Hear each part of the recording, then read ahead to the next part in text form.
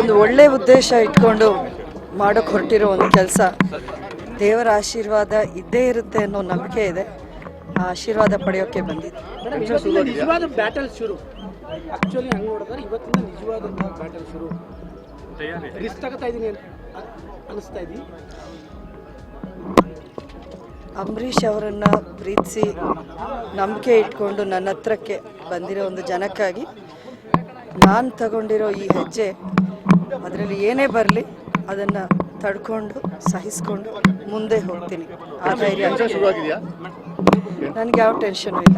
ಇಲ್ಲಿವರೆಗೂ ಕೂಡ ಅಂಬರೀಷ್ ಅವರು ನಾಮಪತ್ರ ಸಲ್ಲಿಕೆ ಮಾಡಕ್ಕೆ ಬಂದ ಸಂದರ್ಭದಲ್ಲಿ ಜೊತೆಲಿ ಬರ್ತಾ ಇದ್ರೆ, ಇವತ್ತು ಅವರ ಜನಗಳಿಗೋಸ್ಕರವಾಗಿ ರಾಜಕೀಯದ ಹಾದಿಯನ್ನು ತುಳಿದಿದ್ರಿ, ಉಮೇದುವಾರಿಕೆ ಸಲ್ಲಿಸ್ತಾ ಇದ್ರಿ. ಈ ಸಂದರ್ಭದಲ್ಲಿ ನಿಮ್ಮ ಮನಸ್ಸಿನಲ್ಲಿ ಏನಿದೆ? ಇಲ್ಲಿವರೆಗೂ ಪ್ರತಿ ಸಲ ಅವರು ನಾಮಪತ್ರ ಸಲ್ಲಿಕೆ ಮೊದಲು ಚಾಮುಂಡಿ ದೇವಿ ಹತ್ರ ಬಂದು ಆಶೀರ್ವಾದ ಪಡ್ಕೊಂಡು ಹೋಗ್ತಾ ಇದ್ರು.